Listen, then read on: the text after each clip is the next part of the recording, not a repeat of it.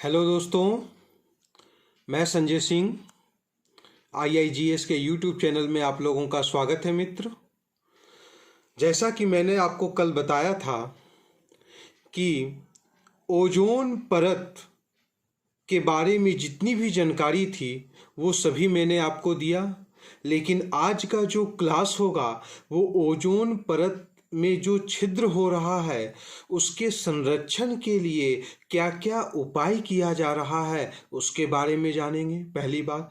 और दूसरी बात ये भी जानेंगे कि ओजोन परत में छिद्र क्यों हो रहा है।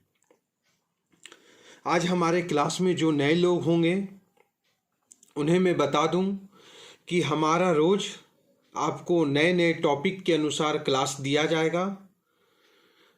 जिन्होंने हमारे चैनल को अभी तक सब्सक्राइब नहीं किया है वो चैनल को सब्सक्राइब करेंगे मित्र। और ये रेगुलर हर दिन प्रत्येक दिन आपको छोटे छोटे टॉपिक को लेकर मैं आऊँगा आपके साथ और उस टॉपिक को सॉल्व करूँगा।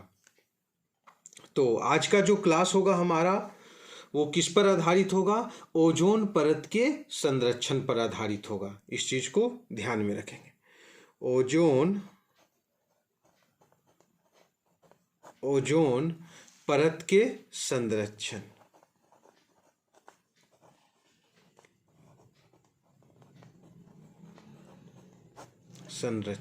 ठीक है मित्र। इसके पहले वाले क्लास में मैंने बताया था कि ओजोन गैस होता क्या है और ओजोन की जो परतें पाई जाती है वो वायुमंडल के कहाँ पर पाया जाता है। तो मैं एक बार और रिपीट कर दूं आपको कि ओजोन परत जो है वो सूर्य से आने वाली पराबैंगनी किरणों को अवशोषित करती है।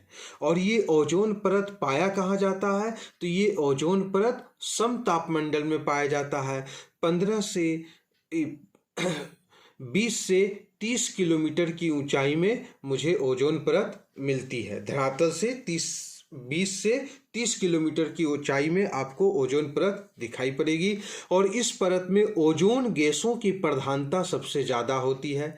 ऐसे तो क्षोभ मंडल में भी ओजोन गैस पाए जाते हैं, लेकिन वहाँ पर ओजोन गैस जो है एक नकारात्मक भूमिका निभाता है, लेकिन समतापमंडल में ओजोन गैस एक सकारात्मक भूमिका के रूप में देखने को मिलता है, क्योंकि ये सूर्य से आने वाली जो अल्ट्रावायलेट रे होती है, पराबैंगनी किरणें होती है, उसको ये अवशोषित करती है और पृथ्वी पर नहीं पहुंचने देती। अगर यही अल्ट्रावायलेट रे पराबैंगनी किरणें पृथ्वी पर पहुंचती है तो पृथ्वी पर जो जीव जंतु मानव रहते हैं उनको बहुत सारी बीमारियों का वो शिकार हो जाएंगे। तो ये ओजोन परत एक कैसी परत है? तो ओजोन परत जीवन रक्षक परत है, जीवन की रक्षा करती है। आपसे पूछेगा कि जीवन रक्षक परत के नाम से किसे जाना जाता है, तो आपको बोलना है कि ओजोन परत को। और ओजोन परत पाया कहाँ जाता है? तो ओजोन परत समतापमंडल में पाया जाता है। पिछले वाले वीडियो आप देखेंगे तो उसमें मैंने पूरा क्लियर करके बताया है। तो आज का जो सेशन है टाइम लिमिट है और उसी टाइम के अनुसार हर एक टॉपिक को कंप्लीट करके आपको देना है, जिससे कि आप एग्जाम में सफल हो सकें। आइए तो आज हम लोग देखेंगे कि ओजोन परत के संरक्षण। सबसे पहले ये देखिएगा, ओजोन परत को जो नुकसान हो रहा है तो वो किससे हो रहा है? तो ओजोन परत को जो नुकसान हो रहा है वो मानव द्वारा निर्मित क्रियाकलापों से, मानव द्वारा निर्मित क्रियाकलापों से, है ना। मानव द्वारा निर्मित क्रियाकलापों से ओजोन परत को नुकसान हो रहा है, ओजोन परत का क्षय हो रहा है। तो यहाँ पर हम लिख सकते हैं ओजोन परत का क्षय। ओजोन परत का क्षय। तो ओजोन परत का जो क्षय हो रहा है किसके द्वारा हो रहा है? तो मानव द्वारा निर्मित क्रियाकलापों से हो रहा है। मानव अपनी सुविधाओं के लिए बहुत सारे वस्तुओं का प्रयोग करते हैं और उन वस्तुओं में कुछ ऐसी गैसों का प्रयोग होता है जो जब वो गैस रिलीज होती है जिससे ओजोन परत को नुकसान पहुंचता है। जैसे देखिए वह कौन सी गैसें हैं जो ओजोन परत को नुकसान पहुंचाती है, तो यहां पर लिख सकते हैं ओजोन परत के क्षय में उत्तरदायी गैस, उत्तरदायी गैस वह कौन सी गैसें हैं जिसमें ओजोन परत को क्षय होता है। जैसे सबसे पहला और इम्पॉर्टेंट गैस जो हो गया वो हो गया क्लोरोफ्लोरोकार्बन, क्लोरोफ्लोरोकार्बन,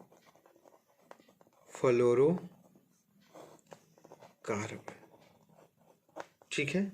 ये गैस जो ओजोन परत को नुकसान पहुंचाती है।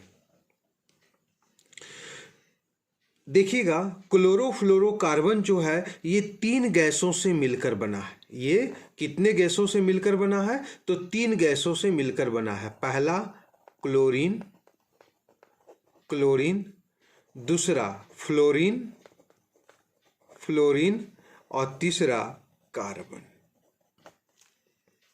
क्लोरीन, फ्लोरीन और कार्बन गैसों से मिलकर बना क्लोरोफ्लोरोकार्बन।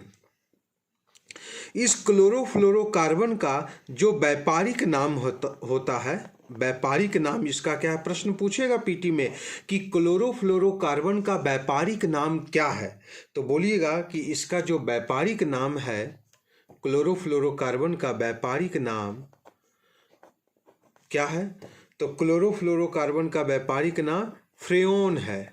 आपसे पूछेगा फ्रेओन किसका व्यापारिक नाम है, तब आपको बोलना है क्लोरोफ्लोरोकार्बन का व्यापारिक नाम फ्रेओन है। क्लोरोफ्लोरोकार्बन का हम लोग प्रयोग कहाँ करते हैं, ये मानव निर्मित गैस है, मानव इस गैस को बनाता है, इस चीज को ध्यान में रखिएगा। जैसे इसका प्रयोग, इन गैसों का हम लोग प्रयोग कहाँ करते हैं, तो एसी जो एयर कंडीशनर वस्तुएं होती हैं उसमें एसी में क्लोरोफ्लोरोकार्बन का प्रयोग किया जाता है। रेफ्रिजरेटर, रेफ्रिजरेटर में इसका प्रयोग किया जाता है। स्प्रे, हम लोग स्प्रे का प्रयोग करते हैं तो स्प्रे में भी क्लोरोफ्लोरोकार्बन होता है। प्लास्टिक का देखिएगा फोम अभी मार्केट में चला है, प्लास्टिक का फोम, तो फोम बनाने में भी क्लोरोफ्लोरोकार्बन का प्रयोग किया जाता है। और ये क्लोरोफ्लोरोकार्बन क्या करती है, ओजोन परत में छिद्र उत्पन्न कर देती है। और जब ओजोन परत में छिद्र उत्पन्न कर देगी तो पराबैंगनी किरणें क्या होगी, डायरेक्ट पृथ्वी पर पहुंचेगी और मानव को त्वचा से संबंधित रोग उत्पन्न होगा मानव में। एक तो क्लोरोफ्लोरोकार्बन है, दूसरा नाइट्रस ऑक्साइड, दूसरा जब हम गैस देखते हैं तो कौन सा है, तो नाइट्रस ऑक्साइड है दूसरा गैस, नाइट्रस ऑक्साइड। नाइट्रस जो ऑक्साइड होता है ये कहाँ से निकलता है, तो जेट वायुयानों से, जेट वायुयान से नाइट्रस ऑक्साइड निकलता है, जेट वायुयान से निकलती है। जब वो चलती है जेट वायुयान तो उससे नाइट्रस ऑक्साइड निकलती है। एक ये हो गया। तीसरा देखें हैलोजन्स, हैलोजन्स गैस होती है। चौथा हैलोन, हैलोन, ये सभी मानव निर्मित गैस हैं, याद रखिएगा। पांचवा ब्रोमीन, ब्रोमीन, ब्रोमीन का प्रयोग मानव किसमें करता है, तो कीट मारक जो दवाइयाँ होती है उसमें ब्रोमीन का प्रयोग होता है, कीट मारक दवाइयों में ब्रोमीन का प्रयोग होता है। कागज बनाने में भी ब्रोमीन का प्रयोग होता है, कागज बनाने में। फर्नीचर में भी ब्रोमीन का प्रयोग होता है, याद रखिएगा। फोटोग्राफी, फोटोग्राफी, फोटोग्राफी में भी ब्रोमीन का प्रयोग होता है, ठीक है। छठा जब हम लोग गैस देखते हैं carbon, carbon tetra chloride, carbon tetra chloride.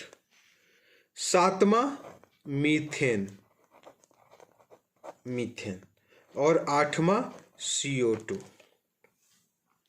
ये जितने भी मैंने गैस आपको बताया, chlorofluorocarbon, nitrous oxide, halogens, halon, bromine, carbon, methane और CO2, ये सभी गैसें क्या करती है, ओजोन परत के क्षरण में उत्तरदायी है, ओजोन परत को काफी नुकसान पहुंचाती है ना। एग्जाम में पूछेगा कि वह कौन सी गैसें हैं जो ओजोन परत को नुकसान पहुंचाती है, तो सबसे पहले अगर उस ऑप्शन में क्लोरोफ्लोरोकार्बन होगा तो क्लोरोफ्लोरोकार्बन को लगाइएगा, नहीं तो फिर जो मैंने क्रम दिया है उसी क्रम में आपको ऑप्शन भी मिल जाता है।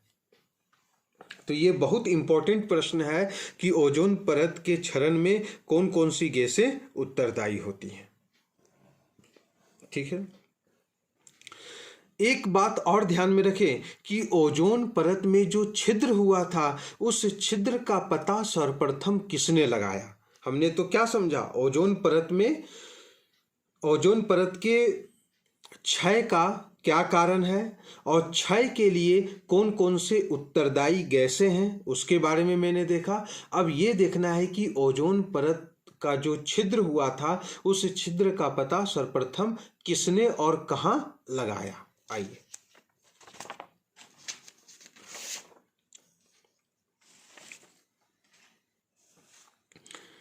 तो यहां पर लिख दे ओजोन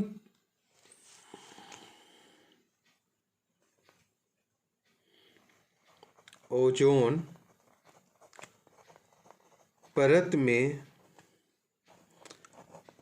छिद्र का पता, हॉल जो हो गया था ओजोन परत में, तो उसका पता किसने लगाया, पता किसने लगाया। ठीक है, ओजोन परत में छिद्र का पता किसने लगाया, तो हम लोग यहां पर लिख सकते हैं कि 1984 में जोसेफ फारमेन, बी गार्डिनर तथा जे संकलिन द्वारा अंटार्कटिका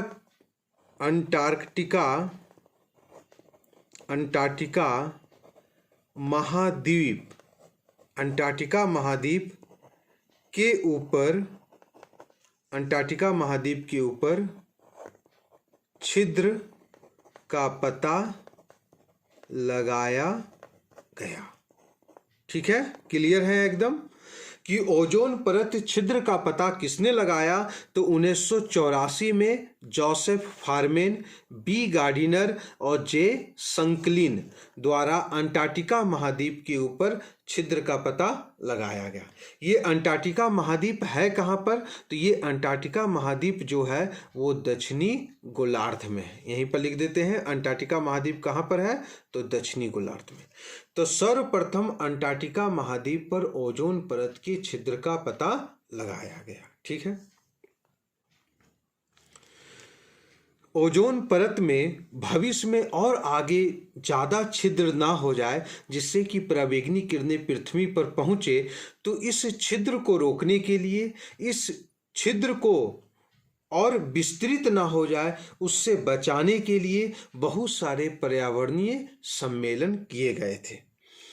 तो हम लोग लिख सकते हैं कि ओजोन परत के संरक्षण के उपाय, ओजोन परत के संरक्षण के उपाय सरकार के द्वारा या विश्व के वैज्ञानिकों के द्वारा विश्व के सभी देशों के सहयोगों से ओजोन परत के संरक्षण के लिए क्या क्या उपाय किया गया है। तो सबसे पहला जो सम्मेलन हुआ उसे हम लोग कहते हैं वियना सम्मेलन, ऑस्ट्रिया में। आपसे प्रश्न पूछेगा वियना सम्मेलन का संबंध किससे है, तो वियना सम्मेलन का संबंध है ओजोन परत के संरक्षण से।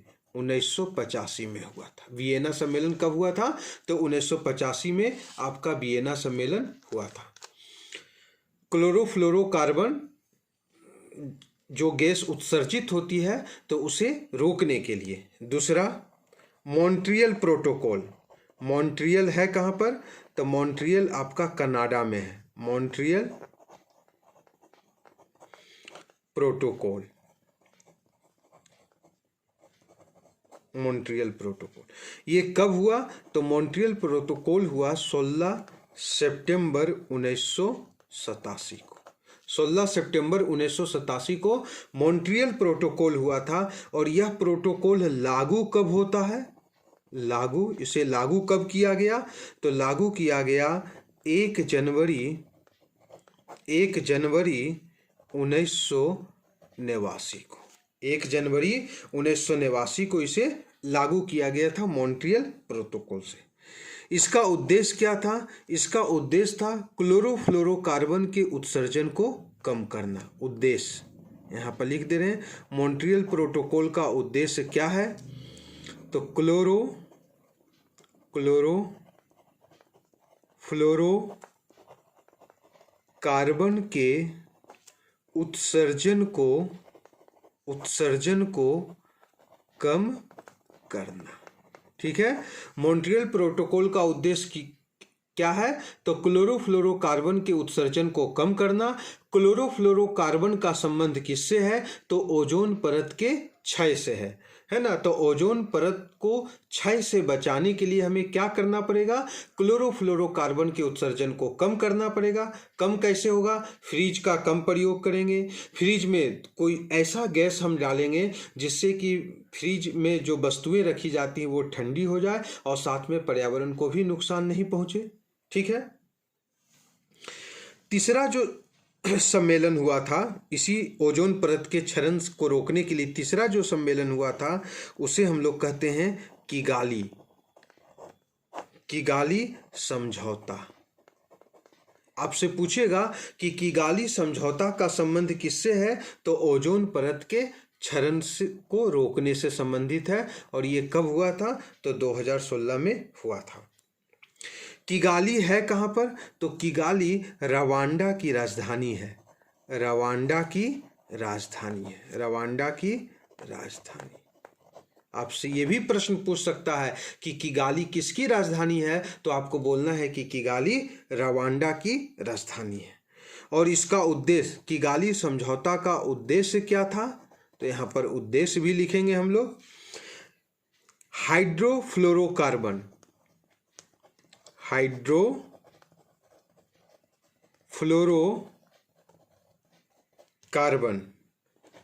के उत्सर्जन को कम करना, रोकना नहीं, कम करना। इस चीज को ध्यान में रखिएगा, है ना। सेंटेंस बना के दे देगा कि किगाली समझौता का उद्देश्य था हाइड्रोफ्लोरोकार्बन के उत्सर्जन को रोकना, तब ये गलत होगा। हाइड्रोफ्लोरोकार्बन के उत्सर्जन को कम करना।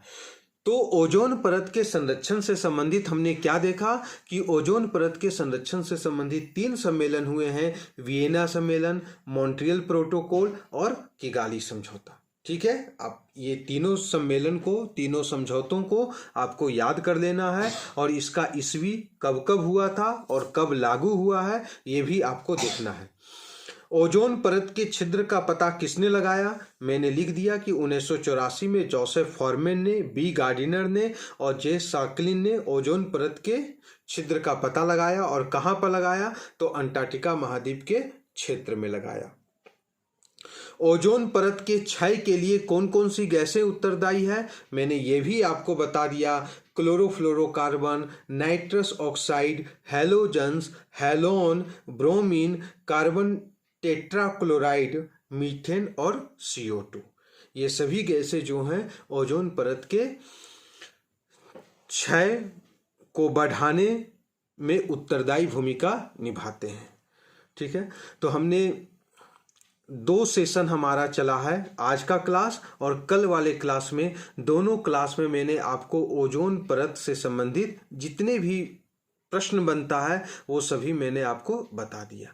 अब नेक्स्ट क्लास में मैं क्या करूंगा कि ओजोन परत से संबंधित जो ऑब्जेक्टिव प्रश्न हैं, जो विभिन्न एग्जामों में पूछे गए हैं, या कुछ ऐसे भी प्रश्न होंगे जिसको एग्जाम में पूछने की संभावनाएं प्रबल है, तो उन सभी प्रश्नों को लेकर मैं कल आऊँगा आप लोगों के साथ इसी समय।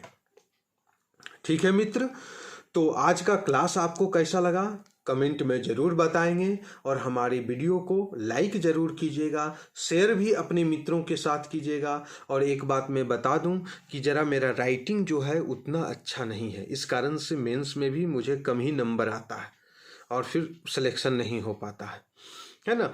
तो राइटिंग को ज़रा अनदेखा करेंगे, और जो बातें मैं कहता हूँ उसे ध्यानपूर्वक सुनिएगा। और ऐसे तो साफ साफ सब कुछ दिख ही रहा है, आप लोग पढ़ ही लेंगे। तो पहला क्लास और आज वाला क्लास, ये दोनों मिलाकर जब आप देखोगे तब आपको समझ में आएगा कि ओजोन परत है क्या, ओजोन परत कहाँ पाया जाता है, ओजोन परत में छिद्र क्यों हो रहा है, और इस छिद्र से मानव को क्या क्या नुकसान हो सकता है। तो मानव को क्या नुकसान हो सकता है, तो देखिए ओजोन परत के छिद्र से मानव को क्या क्या नुकसान हो सकता है।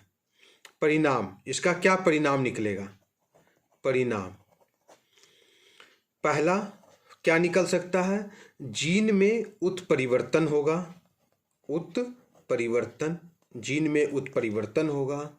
दूसरा, पौधों की वृद्धि कम हो जाएगी, पौधों की वृद्धि कम हो जाएगी, वृद्धि कम हो जाएगी। तीसरा, मानव में त्वचा रोग होगा, मानव में त्वचा रोग होगा, इस चीज को भी ध्यान में रखना है। चौथा, मोतियाबिंद, ये हो सकता है मानव को मोतियाबिंद ज़्यादा देखने को मिलेगा। पांचवा, प्रतिरक्षा तंत्र हमारा कमजोर हो जाएगा, प्रतिरक्षा तंत्र कमजोर हो जाएगा। और आप देख रहे होंगे इसका प्रभाव आपकी कोरोना काल में आपको मिल ही गया होगा कि मानव का जो ह्यूमिनिटी है वो कमज़ोर हो जाने के कारण, प्रतिरोधक क्षमता कमज़ोर हो जाने के कारण बहुत सारे जो लोग थे वो कोरोना के शिकार हो गए, है ना। तो प्रतिरक्षक तंत्र जो है हमारा कमज़ोर होने के पीछे एक कारण है ओजोन परत के छिद्र में वृद्धि होना, और इस वृद्धि से पराबैंगनी किरणों का पृथ्वी पर आना, याद रखिएगा।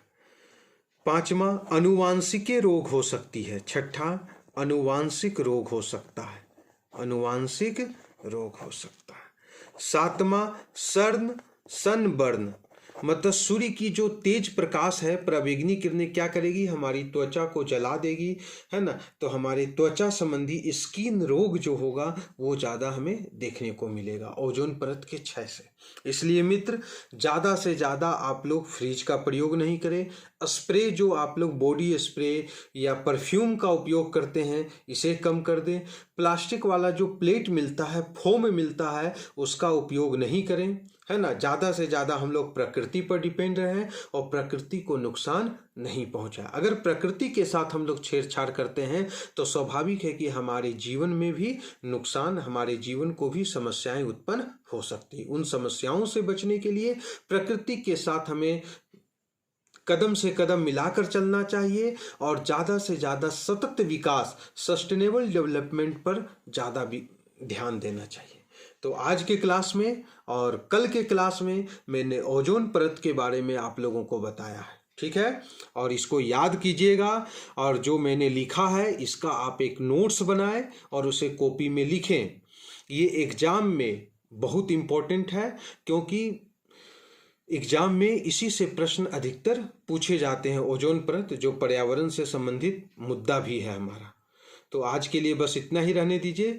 कल पुनः हम लोग मिलेंगे, इसी ओजोन परत के क्षरण से ऑब्जेक्टिव प्रश्न को लेकर आएंगे। कम से कम 50 ऑब्जेक्टिव प्रश्न मैं आपको कल दूंगा, ठीक है। तो आज के लिए बस इतना ही। जय हिंद, जय भारत।